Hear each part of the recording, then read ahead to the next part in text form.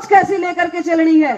हम दूसरों को कोसने की बजाय खुद के अंदर देखें कि ऊपर आड़ा सब न जाने सब तेज से उसकी ज्योतिर सारे जाने, अपने कर्मा ने न्यूए गंगा के ऊपर भीड़ ना होती। सबको पता है कौन कैसा है। दो का किताई बैठ के आपस में चर्चा चुगली करेगी, सत्संग में जाके सोचा तो कि न्यू अगर प्रसाद मिलता होगा तो मैंने 2 की जगह 4 बिस्किट मिल जाए, 2 पोता दे दूं 2 पोती न दे दूं। वो भक्ति नहीं है आप लोगों की, ना वो शक्ति है आप लोगों की, वो आप लोगों का स्वार्थ है। और आप 4 भजन सुनने के लिए 4 बिस्कुट लेकर के उस सत्संग में से आते हो, तो मुझे नहीं लगता कि वो आप लोगों की भक्ति है। आपका स्वार्थ वहीं झलकता है जहां पर आप उस सत्संग में बैठ करके आपस में चर्चा चुगली करते हो, एक दूसरे को ऐसी नजर से देखते हो कि ये फलाना की छोरी है, इसने फलानी जगह पर जाके मैं न्यू कह दूंगा। वो भक्ति नहीं है मेरे भाई, वो आप लोगों का स्वार्थ है। और उस स्वार्थ से बचना है तो कम से कम उस परमात्मा की तरफ देख करके जरूर चलिए कि ऊपर आड़ा सब न जाने सब तेज से उसकी ज्योति सारे जाने, अपने कर्मा ने न्यूए गंगा के ऊपर भीड़ ना होती।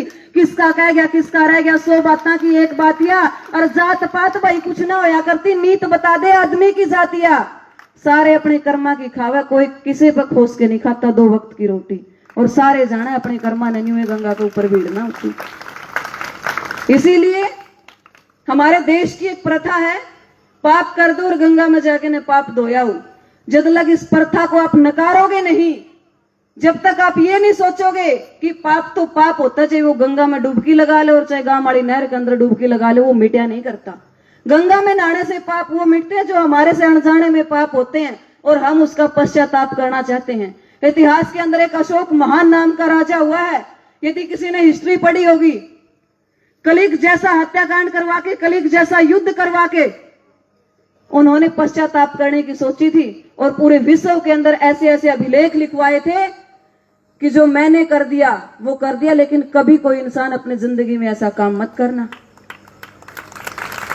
भागीरथ के पूर्वजों से बहुत बड़ी गलती हुई थी, उन्होंने राक्षस योनि में जन्म लिया।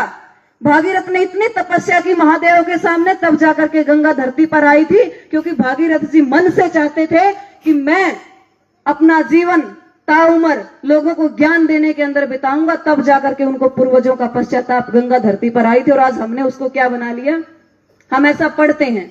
मुझे भी नहीं पता कि ये ग्रंथ है, इनमें सच्चाई है या वास्तविकता है या यथार्थ है, लेकिन कभी अपने बच्चों को ये चीजें पढ़ाना जरूर कि हमारे देश के अंदर सलमान खान की जरूरत नहीं है, भगत सिंह की जरूरत है। हमारे देश के अंदर कंगना रनौत की जरूरत नहीं है, महारानी लक्ष्मीबाई की जरूरत है। और महारानी लक्ष्मीबाई हमारे घरों के अंदर पैदा करनी पड़ेगी, तब जाकर के आप लोगों की पार पड़ेगी।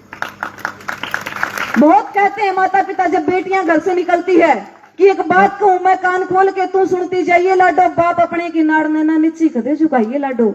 एक घर पे बाहर जब जावा तू मेरा कालजा धड़के से, भीतर ला बाहर न आ जा, आंख मेरी जद फड़के से, मेरे एक नहीं कहिया का मान तू, आश और विश्वास तेरे पे गलत कदम उठाइए मत ना, मेरी एक एक सांस तेरे में, और मन भर जा जद बस कर दिए मन की बात बताइए लाडो, और बाप अपने की नाड़ में ना नीची कदे झुकाइए लाडो।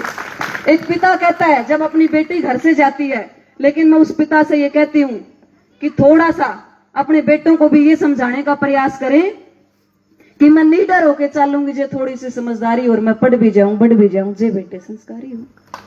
जिस घड़ी तक मेरा आना जाना परमानेंट है, एक नहीं मेरे ऊपर आवे बहुत घने कमेंट्स है, क्यों उन कमेंट में भी यह गलती मारी हो और मैं पढ़ भी जाऊं बढ़ भी जाऊं, जे बेटे संस्कारी हो। आज जहां पर ये जरूरत है बेटियों को कहने की कि संभल के चलिया करो, वहीं पर जरूरत है बेटों को ये कहने की कि बेटा तेरी बाण और पड़ोसी की बाण बराबर की है, गलत दृष्टि से देखिए ना। आज जहां जरूरत है बेटियों को ये कहने की कि सीट पर छोड़ा दौरे ना बैठिए, आज वही जरूरत है बेटियों को ये सिखाने की कोई गलत नजर से देखे तो उसको थप्पड़ मार के घर आना, शिकायत लेके घर मत आना। आज जरूरत है हमारी बेटियों को महारानी लक्ष्मीबाई बनाने की और हमारे बेटों को भगत सिंह बनाने की, वरना देश के हालात, आप जब से हमारा देश आजाद हुआ है 1947 से, हमारे पूर्वजों ने देखे, हम देखते आ रहे हैं और आगे देखते रहेंगे। देश की सत्ता हमें ये चाहती है हम अनपढ़ रहे, लेकिन मैं ये कहती हूं अपने बेटों को अपनी बेटियों को शिक्षित करें, जागरूक करें, बोलने के लिए आगे बढ़ाएं और उनको सफल करके दिखाएं। वरना पड़ोसियों की 2 बातें की तारी छोरी ओढ़ खड़ी होकर दूसरा छोरा गेल बतड़ाव थी, पड़ोसी कभी नहीं चाहते आपका बेटा शिखर, आपकी बेटी शिखर पर जाए। पड़ोसी हमेशा अपने बेटों की, अपने बेटियों की असफलता से दुखी नहीं, वो आपके बेटे बेटियों की सफलता से दुखी है। और जिस दिन आपके बेटा बेटी सफल हो जाते हैं, पहली बात वो ये शुरू करते हैं, कच्चा लग गया होगा जब अगर नौकरी लग जाओगे तो। दूसरी बात वो ये कहेंगे जब उनको यकीन हो जाएगा कि हाँ लग गया होगा, पीछे में लग गया होगा। तीसरी बात, जब ये पैसे वाली बात से आप लोग ऊपर उठ जाओगे तो लोग नहीं कहेंगे देश नहीं लग गया, योगे न्यारा ही लग गया। इसीलिए आपके घर के हालात सुधारना, आपके घर को बनाना यदि आप चाहते हैं तो नशे को छोड़ना पड़ेगा और शिक्षा को अपनाना पड़ेगा। लोग कहते हैं रोजगार नहीं है, मैं तो कहती हूं कि बहुत सारे रोजगार हैं, हमें जरूरत है उन चीजों को लेने की। मैं आज 3 MA करके आप लोगों के बीच में खड़ी हूं। मैंने JRF किया, एस्टेट किया, सीटेट किया, कलर किया, 3 बार मैंने HSSC के एग्जाम क्लियर किए। आज मेरी बड़ी बेबे भी नौकरी करे और मैं भी नौकरी करूं। मैं पैसे लेने के लिए आप लोगों के बीच में नहीं आती, ना मैं किसी स्वार्थ को लेकर के आप लोगों के बीच में आती। मैं आप लोगों के लिए बीच में आती हूं क्योंकि मुझे दर्द है कि मेरे देश की बेटियां लिव इन रिलेशनशिप में उलझ के रहेगी, लव मैरिज का चक्कर में उलझ के रहेगी। किस तरीके से उसने बाहर निकाला जावे, और मेरे देश के बेटे आज नशे की लत में छुप के रह गए, उन्हें किस तरीके से इससे बाहर निकाला जावे। वरना मुझे कोई जरूरत नहीं है मंच पे आकर के खड़े होने की। आज सोशल मीडिया का जमाना है, हम भी करते हैं, आप लोग भी करते होंगे। भगवान की दया से अच्छी खासी नेम और फेम दोनों चीजें हैं हमारे पास, लेकिन आप लोगों के बीच में आते हैं क्योंकि वहां पर हमारे साथ युवा साथी जुड़े हैं। हम अपनी बात वहां पर युवा साथियों तक पहुंचा सकते हैं। यहां पर यदि आज हम आए हैं, हम अपनी बात पहुंचाने आए हैं उन बुजुर्गों को जो आज भी जेब से कीपैड फोन निकालते और एक पर्ची निकाल करके कहते बेटा धर्मा नाम लिखा होगा, नंबर मिला के दिए एक बार। हमारी बात उन बुजुर्गों तक सोशल मीडिया के माध्यम से नहीं जा सकती। मानते हैं सोशल मीडिया ने बहुत देश को जागरूक किया है, और आपके गांव से भी एक मेरी बहन है अमीशा पुनिया, बहुत नाम रोशन किया आपके गांव का। ऐसे ऐसे लोगों को सपोर्ट किया करो, विरोध तो पूरा देश करता है। आप लोग सपना को देखना पसंद करते हो और उसकी कदमों पर चल रहे लोगों के खिलाफ बोलते हो, ये बात बहुत गलत है आप लोगों की। कोई किसी तरफ कलाकारी को लेकर के जाता है, कोई किसी तरफ अपनी कलाकारी को लेकर के जाता है। कला कोई भी हो, कला का सम्मान कीजिए। यदि उसका सम्मान नहीं कर सकते तो अपमान करने का भी आपका कोई हक नहीं है। मेरा काम है बातों के माध्यम से आप लोगों को जागरूक करना, उनका काम है अपनी कला के माध्यम से आप लोगों को जागरूक करना। जादूगर भाई साहब है, इनका काम है अपनी कला के माध्यम से आप लोगों को जागरूक करना। काम कोई बुरा नहीं होता, बशर्ते अपनी प्रतिभा को निखारिए। आज एक बेटी यहाँ पर डांस करके गई, मुझे बड़ा अच्छा लगा। जब मैं इसकी जितनी थी तो डांस तो मैंने कभी स्टेज पर किया नहीं, लेकिन मैं बोलती बहुत थी। और मैं आज इस बेटी के अंदर अपना वो चेहरा देख रही थी, किस तरीके से जब हम बोलते थे हमारे पैर कांपते थे, पसीना आता था। लेकिन ये बेटी बड़ी, मैं यूं कहूंगी भगवान ऐसी बेटियां सबको दे। और कहा जाता है कि हर बेटे के भाग्य में एक पिता होता है। भाग्यशाली वो पिता होते हैं जिनके भाग्य में बेटियां आती है, क्योंकि बेटियों को पालने की औकात, एक पुरानी कहावत कहीं लिखी पड़ी थी मैंने, कि एक बेटियों को पालने की औकात एक राजा के अंदर होती है, नॉर्मल इंसान के अंदर नहीं होती। हम उलझ करके रह गए, शादी होगी, लेन देन होगा।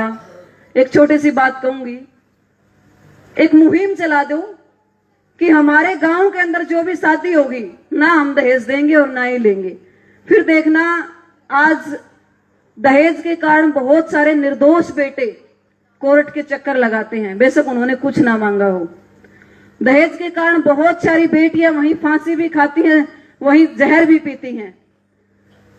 और ये संदेश आप लोगों को देकर के जाना चाहूंगी कि जितना बड़ा घर हो है, एक पुराना गाना आया करता महेंद्र कपूर जी की आवाज में कि रिश्ता ना कदे करियो अपने तो बड़े घर में। पैर उतने ही पसारने चाहिए जितनी अपनी गुदड़ी होया करे है। जितनी ज्यादा जमीन, जितनी ज्यादा नौकरी, उतनी ज्यादा डिमांड, और जितनी ज्यादा डिमांड उतनी आपकी बेटी दुखी। ये बात आज सोच लेना कि 16 किले के जमींदार ने जब छोरे के ब्याह की बात चलाई और छोरी अड़ा ने बोलिया सारी मांग खोल बता दो ना, देखा जाए इसका दुख सया मरी जाई। छोरे वाला बोलिया कि 16 तो मारा हमें किले लाग रहे हमारा छोरा नौकरी 10वीं में तो 18 की सह इसी थारी छोकरी टीवी कूलर फ्रिज चाहिए चाहिए हमने मोटर कार घर के बेड बिस्तरे चाहिए चाहिए होटल 5 स्टार और सारे गांव में रुका पड़ जा कर दिया इसो ब्याह और ब्यों तो ही बताओ ना कर दो साफ मना। फिर छोरी वाला का है एक जमाना था जिसने अपनी बेटी ब्याह रखी होगी। एक बाप अपनी बेटी के लिए जब वो पैदा होती है तब से जोड़ने लगता है और उसकी शादी तक मरने तक जब शादी होती है उसके बाद उसके बच्चे होते हैं उसके बाद उसके बेटों की शादी होती है बेटियों की शादी होती है तो एक बाप सारी उम्र एक बेटी के लिए कमाता है। और पुराना जमाना ऐसा था कि एक बापू बेटी के ब्याह की खातिर खुद ने गहने धर दिया करता। नई युवा पीढ़ी उन्हें गहने धरने का भी नहीं पता होगा। एक बापू सारी साल एक जमींदार के खेत में काम कराया करता बड़े घराना के घर में काम कराया करता मात्र 50-60 हजार रुपये लेकिन जिसने एक बेटी का ब्याह करा इस दर्द ने वही जान सके है। इस दहेज के कारण सिर्फ कि मेरी बेटी का ब्याह बड़े घर में करूंगा मेरी बेटी ने अच्छा सामान देऊंगा गाड़ी देऊंगा साइकिल देऊंगा स्कूटर देऊंगा बाइक देऊंगा स्कूटरी देऊंगा तो इन चीजों ने नकार दो। छोरी वाला बोलिया कि सारी मांग करूंगा पूरी दूंगा किला बेच और बिकना पड़ जो चाहे मन ने भी दूंगा तुमने कुर्सी मेज। फिर सारी बात सुने थी छोरी गई बीच में बोल और कोने मनायू रिश्ता मंजूर दिया ने उसने अपना मुंह खोल। अब एक बात आप लोगों के बीच में रखती हूं कि लाग रहे हो चाहे कोई नौकरी कर रहे हो चाहे बीए एक बात कान खोल के सुन ले मेरे भाई और मेरे बेबे अपने ब्याह में ना तो दहेज दिए और ना ही दहेज लिए। दहेज भ्रूण हत्या नशा जैसी बीमारियों को नकारिए और अपने गांव को अपने प्रदेश को अपने देश को बहुत आगे लेकर के जाइए। आज हम यहाँ खड़े हैं मैडम सुदेश चहल पुनिया है आपके पड़ोस के गांव ब्याणा खेड़ा की बहू है। गांव खरक पुनिया के अंदर इतना अच्छा स्कूल चला रही है। यदि आप आज देखोगे उनके पढ़ाए हुए बच्चे एक पीएचडी की हुई बहू आपके क्षेत्र में है इससे बढ़िया बात आपके लिए क्या हो सकती है। और वो एक ऐसी जब बेटी थी उस जमाने में 1991 92 93 94 95 96 जहां पर बेटियों का जन्म भी दुर्लभ माना जाता था उस टाइम की उनके हॉस्टल की पढ़ाई है। आप देख सकते हैं कि हमारे आज आपके गांव में कितनी बड़ी बड़ी हस्तियां हैं। भाई संदीप लांबा बैठे हैं गरीब बेटियों की शादी करते हैं जिनके पास एक टेंट लगाने तक के पैसे नहीं है उनका सहारा उनका आसरा बनते और सैकड़ों बेटियों की वो शादी कर चुके हैं। सबसे बड़ा उदाहरण भाई एमएस जादूगर हैं जो लगभग 850-900 गांवों में प्रोग्राम कर चुके हैं नशा मुक्ति को लेकर के भ्रूण हत्या को लेकर के दहेज प्रथा को लेकर के। और इनकी कमाई कुछ नहीं है। इनकी कमाई आपने 50 रुपए दे दिए किसी ने 10 दे दिए किसी ने 100 दे दिए किसी ने 20 दे दिए वही इनकी कमाई है। यदि आप ये चाहते हो कि ये मुहिम चलाते रहे तो कबीर जी ने कहा था कि सीढ़ी चोंच भर ले गई नदी न घटियो नीर और दान दिए धन ना घटे कह गई संत कबीर। तो आप लोगों से जितनी आपकी श्रद्धा जितना आपका मान भाई का कर दिए उतना ही सम्मान।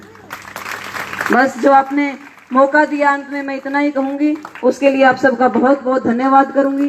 पूरे ज्ञानपुरा गांव ने जो मान सम्मान किया उसके लिए धन्यवाद करूंगी। भाई साहब का बहुत बहुत धन्यवाद करूंगी कि आप सबसे मिलने का मौका दिया और इस गांव के अंदर ये भाईचारा बना रहे ये प्रेम सदा बना रहे। बहुत बहुत धन्यवाद। मैं दिशा का नाम लेने में 100 का देना खतरा है कि आपकी गांव की छोरी हुए मैं भी दे बेटी हमारे गांव में दे दी 100 का लगा जोर तरह लैपिंग कर दो बहन मनाने के लिए। मैं आप लोगों ने शुरू में मैं क्या था क्योंकि थोड़ा सा मना प्रोग्राम करने का मौका दो यार विचार बाद में काटिए थोड़ा सा कोई मैं प्रोग्राम करूँ नहीं तो आपने पता भी चलेगा। वैसे